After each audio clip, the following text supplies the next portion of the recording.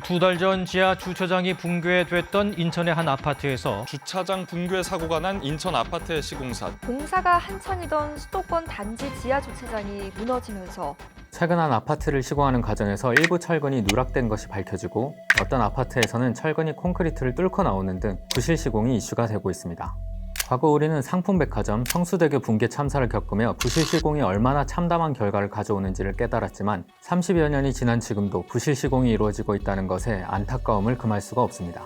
그래서 오늘은 건물을 짓는 데 있어서 철근이 왜 빠지면 안 되는지, 철근 콘크리트는 왜 아름다운지에 대해 아는 척 해보겠습니다. 우선 콘크리트에 대해서 알아봐야겠죠. 미국의 건축가 부트란드 골드버그 선배님께서는 19세기의 콘크리트의 개발이 인류에게 사상의 자유를 안겨줬다라며 극찬을 하기도 했습니다. 현대의 도시 문명을 만드는데 콘크리트가 큰 역할을 했죠. 하지만 콘크리트는 역사가 아주 오래된 재료이기도 합니다. 1900년 전에 완성된 로마의 판테온 신전도 콘크리트 구조물이죠. 현대뿐만 아니라 인류의 문명을 만드는데 큰 역할을 한 것이 콘크리트이지 않나 생각해 볼 수 있습니다. 콘크리트는 시멘트, 모래, 자갈 등으로 구성되는 골재를 물과 혼합한 재료를 말합니다. 이렇게 배합된 시멘트와 물 사이에 수화 반응이라는 것이 일어나면서 골재와 강한 접착력을 나타내어 견고하고 내구성 있는 구조 재료가 되죠. 배합 초기에는 액체에 가까운 상태라 다양한 형태의 거푸집에 채워질 수 있어서 비정형의 다양한 형태와 무늬의 구조물을 만들 수 있다는 것도 큰 장점입니다. 구성되는 재료를 적절한 비율로 조정하여 여러 종류의 품질을 만들 수 있고 혼합 재료 등을 넣어 빨리 굳는 콘크리트, 더 높은 강도를 내는 콘크리트 등 다양한 특수 콘크리트도 만들 수 있습니다. 콘크리트에는 이런 다양한 장점이 있지만 그 중에서도 가장 큰 장점이라면 높은 압축 강도를 가진다는 것입니다. 여기서 압축 강도는 수직으로 눌리는 힘을 버티는 능력이라 이해하시면 되겠습니다. 완전히 굳은 콘크리트는 천연 바위처럼 높은 압축 강도를 가지게 되죠. 반면에 콘크리트의 치명적인 단점으로 꼽히는 것이 인장 강도가 약하다는 것입니다. 인장 강도는 압축 강도와 반대 방향의 힘인 잡아당기는 힘을 버티는 능력을 말하죠. 콘크리트의 인장 강도는 압축 강도의 10분의 1 정도밖에 되지 않습니다. 이로 인해 쉽게 균열이 생기고 강도가 약해지는 것이죠. 이런 치명적인 약점을 보완해주기 위해 등장한 것이 있으니 바로 철근입니다.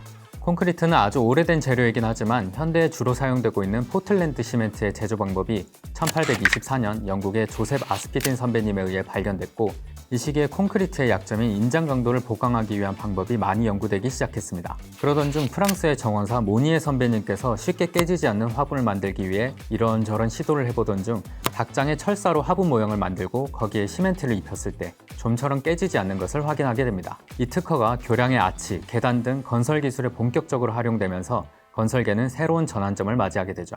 철근과 콘크리트의 결합은 아름답다고 할 정도로 많은 장점을 가지고 있습니다. 가장 대표적인 것이 철근과 콘크리트는 열 팽창 계수가 거의 같습니다. 우리나라처럼 온도 변화가 큰 지역에서 두 재료의 열 팽창 계수가 다를 경우 한 재료는 크게 팽창하는 반면 한 재료는 조금만 팽창하게 되고 결국 두 재료는 분리되면서 균열이 생기게 됩니다. 하지만 철근과 콘크리트는 열 팽창 계수가 비슷해서 온도 변화에 따른 팽창 정도가 비슷하고 거기에 더해 부착 성능이 높아 철근 콘크리트는 하나의 구조물처럼 활용할 수 있게 되는 거죠. 또한 콘크리트의 약한 인장 강도라는 약점을 철근이 보완해 주었듯 콘크리트도 철근의 약점을 보완해줍니다. 철근의 경우 공기와 직접 맞닿아 있을 경우 녹이 슬게 됩니다. 철근의 부식이 심할 경우 콘크리트와의 부착 강도가 약해지게 되는데 강알칼리성 재료이자 불투수성인 콘크리트가 철근의 보호막이 되어 부식을 막아주는 역할을 하죠. 이외에도 철근 콘크리트는 강구조에 비해 경제성이 뛰어나고 유지보수 비용도 낮으며 사용 수명도 길죠. 또한 소리, 진동에 대한 차단 성능이 좋고 열 전달 계수도 낮아 쉽게 데워지거나 냉각되지 않는 장점도 있습니다. 하지만 장점만 있을 수는 없겠죠. 단점도 존재합니다. 첫 번째는 발휘하는 강도에 비해 무게가 무겁다는 것입니다. 그 무게를 버텨야 하는 건 역시 철근 콘크리트이기 때문에 일정 수준의 강도를 확보하기 위해서는 구조물의 무게도 무거워지게 되는 거죠.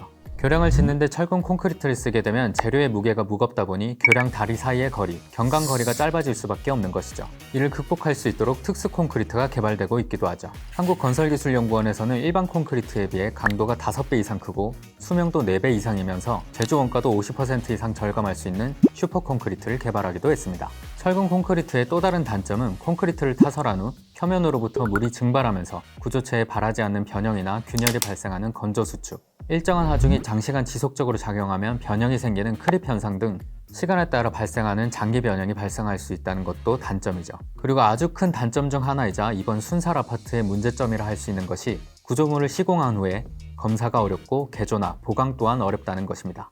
건물에 균열이 심하게 발생하지 않는 이상 내부에 철근이 적절히 들어갔는지 확인하기가 어렵고 철근이 부족하게 들어간 것을 확인했다고 하더라도 철근을 다시 집어넣을 수 없습니다. 건축물을 설계할 때는 예상되는 하중을 계산하고 구조물이 이를 버틸 수 있도록 설계를 합니다. 이 설계의 전제 조건은 각각의 부재들이 제 위치에 정해진 수량만큼 들어가 유기적인 결속을 통해 제 역할을 한다는 것입니다. 그래야만 예상되는 하중을 버텨낼 수가 있죠. 하지만 설계도에 들어가 있는 부재가 빠지게 되면 건물의 하중이 전달되는 방식이 설계가 달라지면서 건물의 안전성 자체도 달라질 수밖에 없는 거죠.